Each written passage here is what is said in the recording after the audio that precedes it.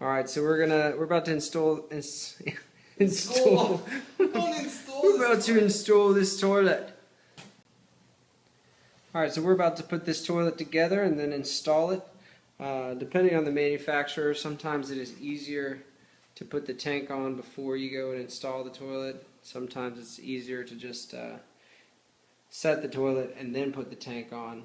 And the way you can tell is, are these little holes going to be accessible once you have that toilet installed? Sometimes on a fully skirted toilet, that is not the case. So this one is not fully skirted, so we can install the toilet part first and then put the tank on.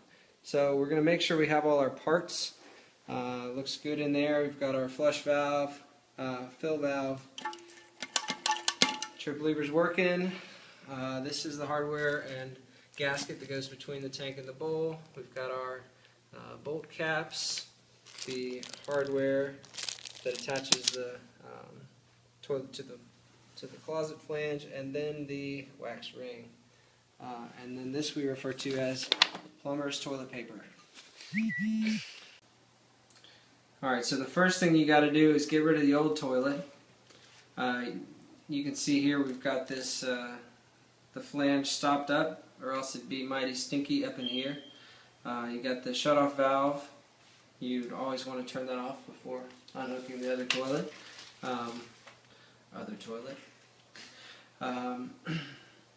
So first thing we got to do is we got to clean this flange up a little bit, and in order to do that we got to unplug it and hold our nose.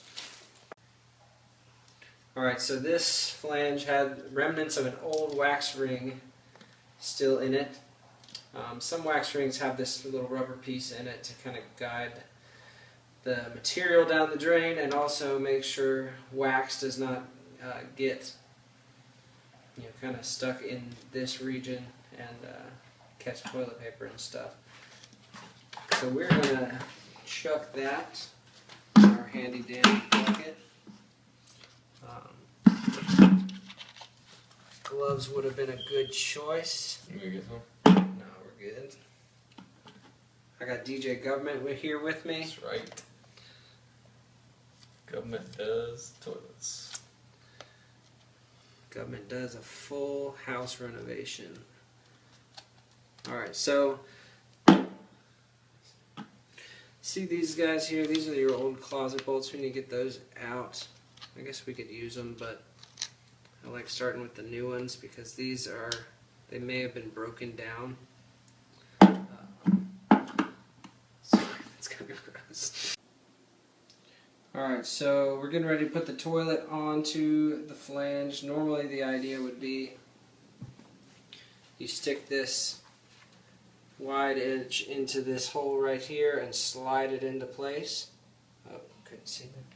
You stick this wide edge into the big hole and slide it into place, but as you can see here we've got a broken flange, and so they've actually cemented these in, so we're just going to use the bolts that are already on there. So you want to make sure that your wax ring is not real cold, so that when you smush it down it can smush. Alright, so now we're going to set this bad boy. There's two different doctrines in terms of wax ring placement. Some people place it on the bottom of the toilet first and then set the toilet. I like to set the wax ring on the flange and then set the toilet down. So we've got the wax ring ready, centered up. This one does have that black piece on the bottom, and so you want to point that downward where you want everything to go. And then we've got our bolts here at 3 and 9, and so now we just got to grab it. It's really important to just bring it straight down.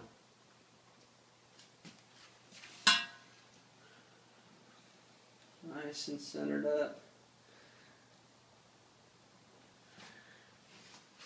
And then just kind of work it into place.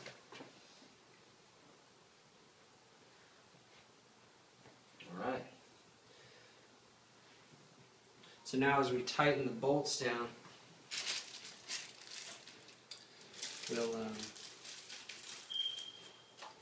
we'll actually bring it even closer. Yeah, man.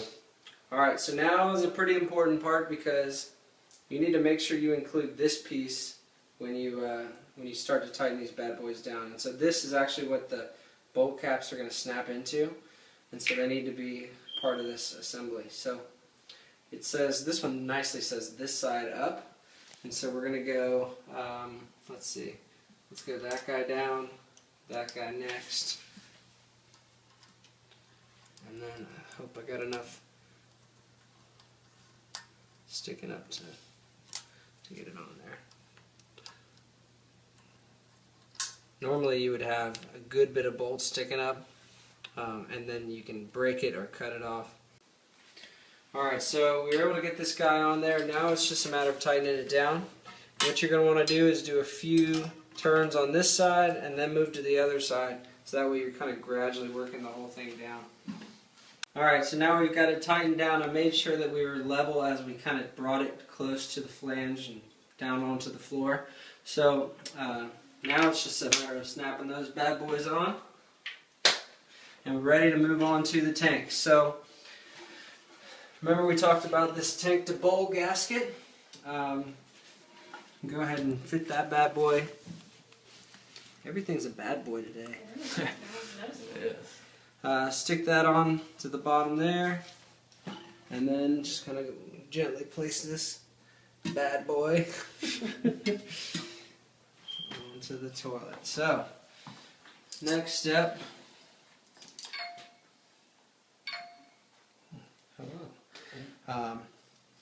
We're just going to use these. You want to make sure this gasket is flush. You're up against the bottom of the tank, or else you will have some leakage once you fill that tank up. So,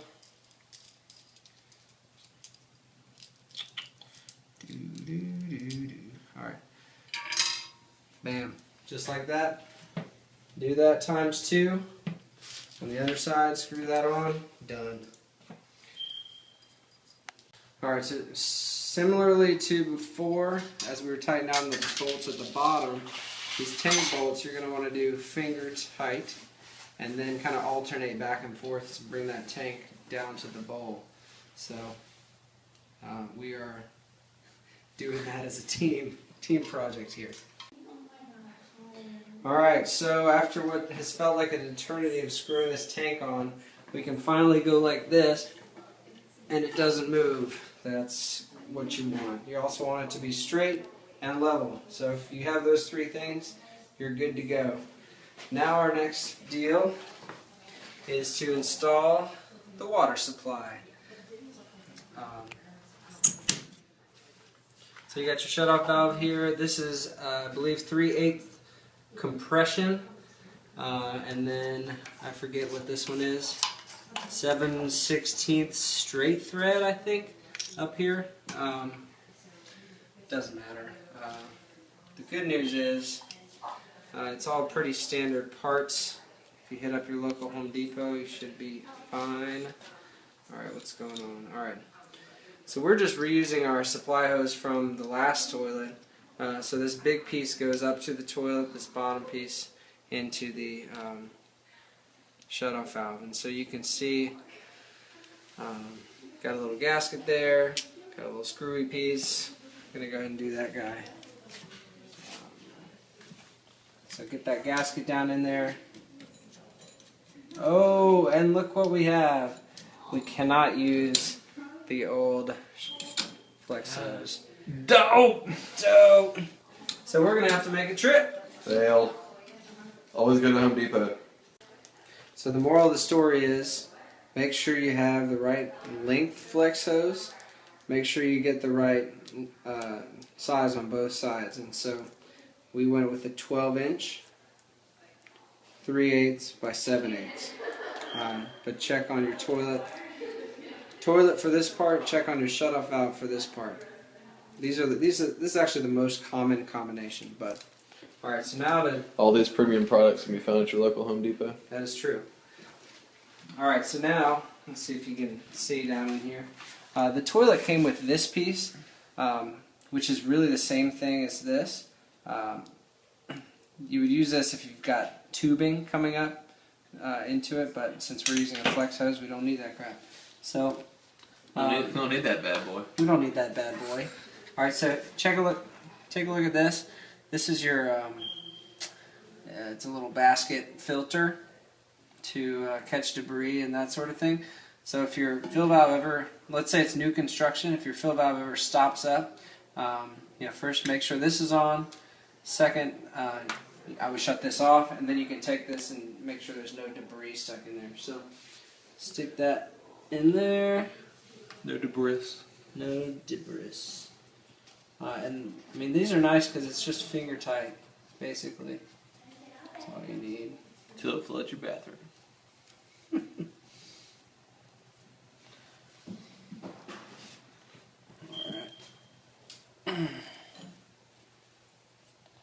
Good. Maybe could have gone 7 inches, or 10 inches. But this will be fine.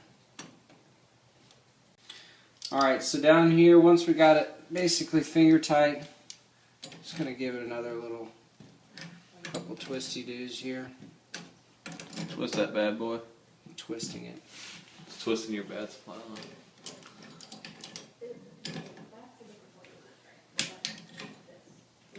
Alright, so now is the moment of truth. We are tight. We're live.